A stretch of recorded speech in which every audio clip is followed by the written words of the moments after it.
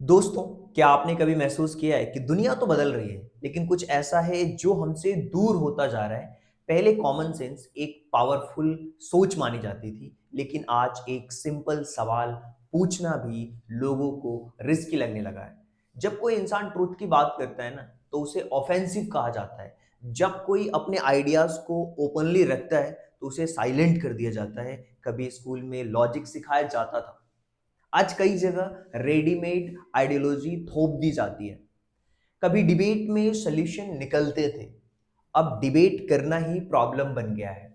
ऐसा लगता है कि हमारी थिंकिंग को किसी ने इनविजिबली कंट्रोल कर लिया हो। कोई नॉइज नहीं, कोई वार्निंग नहीं, बस एक साइलेंट चेंज।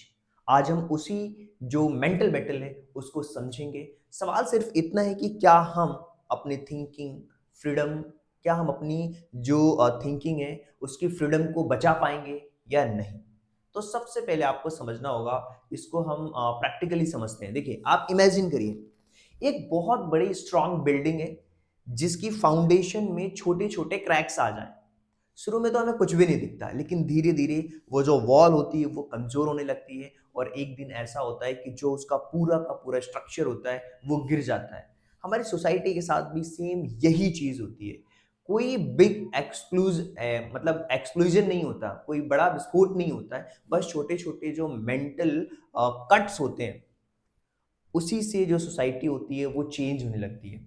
जब सवाल पूछना अनकंफर्टेबल लगे, जब ट्रूथ बोलना ऐसा लगे कि यार ये तो मेरा विद्रोह कर रहा है, ये तो मतलब बगावत कर रहा है, जब फियर लॉजिक से बड़ा हो जाए, हर बार जब कोई थिंकिंग पर्सन चुप हो जाता है ना, सोसाइटी को एक और इनविजिबल बाउंड मिलता है।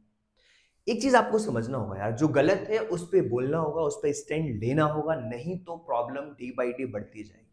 अब दो चीजें होती हैं इंसान के पास में, थिंकिंग वर्सेस फीलिंग। एक टाइम था जब हर बात को लॉजिक के स्केल पर मेजर किया जाता था। आज क्वेश्चन बदल गया है। Is it true? पहले कहते क्या ये सही है, आप कहते हैं इज इट हर्टफुल, क्या ये आपको नुकसान पहुंचाएगा। फीलिंग इंपॉर्टेंट है, लेकिन क्या सिर्फ अनकंफर्टेबल होने से ट्रूथ बदल जाता है क्या? नहीं ना। अगर डॉक्टर पेशेंट को रियल डायग्नोसिस अब बताए, तो क्या वो रॉन्ग हो जाता है? जब डिसीजंस सिर्फ फीलिंग से होने लगे, तब रीजनिंग धीरे धीरे वहां से गायब होने लगती है। आपकी जो सोचने की तर्क क्षमता है वो कम हो जाती है, और यही वो पॉइंट है जहां पे क्लैरिटी की जगह पे इल्यूजन आ जाता है। अब क्या होता है, बहुत सारे लोग कंफ्यूजिंग आइडियोलॉजी में जीते रहते हैं। अब ये कंफ्यूजिंग आइडियोलॉजी क्या है उसके बारे में हम बात करते हैं। देखिए, कई आइडियाज आज के समय में ऐसे हैं जो सुनने में मॉडर्न लगते हैं, लेकिन समझने में वो कंफ्यूजिंग होते हैं कंप्लीटली। जब हर बात सिर्फ एक पर्सपेक्टिव बन जाती है, जब आइडेंटिटी आर्गुमेंट से बड़ी हो जाती है, जहां पे डिसीजंस की जगह पे लेवल लग जाते हैं। हेल्थ कहते हैं ना, हेल्दी सोसाइटी वही है जहां रिस्पेक्ट और लॉजिक दोनों साथ साथ चलते हैं। अगर ये नहीं होगा तो प्रॉब्लम होगी।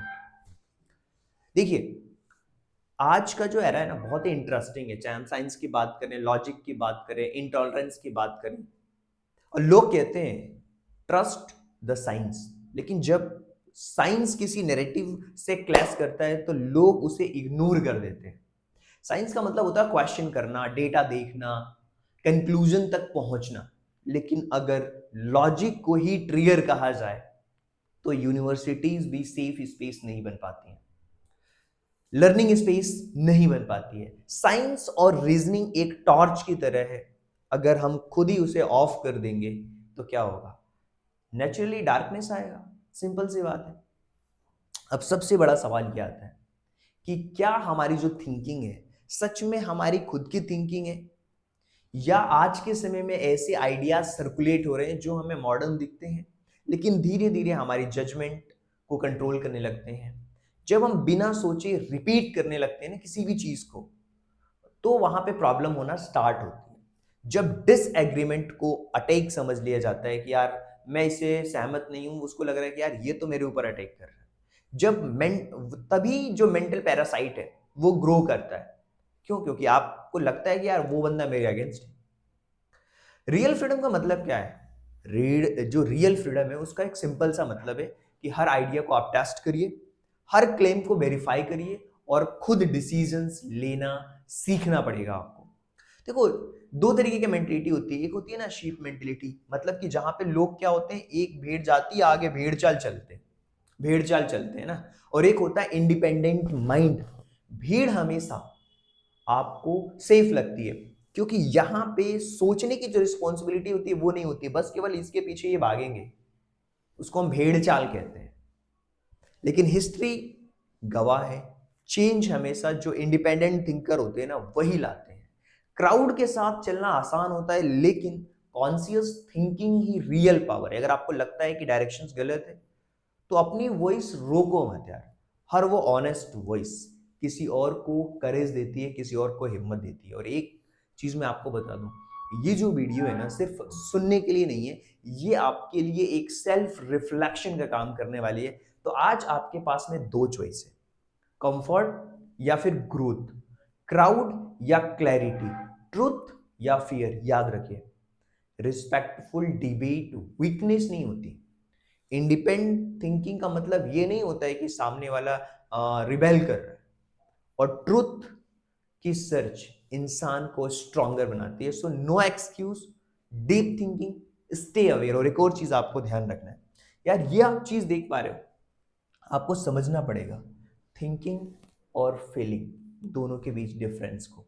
आपको समझना पड़ेगा कि लॉजिक क्या है उसके पीछे का, साइंस क्या है, और सोसाइटी किस तरीके से चलती है। ट्रेडिशनल और मॉडर्न जो चीजें हैं उनके बीच में आपको समझना पड़ेगा। कहते हैं ना कि कॉमन सेंस आपका इंपॉर्टेंट पार्ट होता है, कॉमन सेंस आपके अंदर होना चाहिए।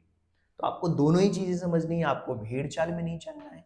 आपको हर एक क्वेश्चन के पीछे, उसके पीछे का डेटा देखना होगा, यानी कि उसको डेटा के बेस पे, उसको जो भी जो उसके एविडेंस है उसके बेसिस पे चीजों को देखना होगा, उसको वेरीफाई करना होगा।